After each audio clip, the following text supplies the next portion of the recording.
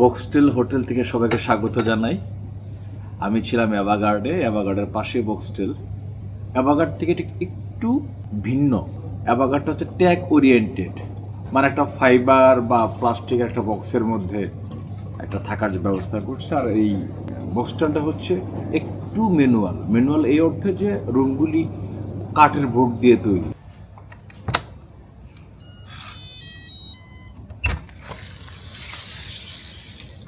এই হচ্ছে বক্সটেলের রুম। রুমগুলো অ্যাভাগার্ডের থেকে বেশ বড়। বাবা, thank you very much, I am grateful to you. Guest only, শুধু গেস্টরা এখানে বসতে পারবে, সময় কাটাতে পারবে, বই আছে পড়তে পারবেন। বক্সটেলের রেটিং 8.5। Booking.com আপনি বুক করতে পারবেন।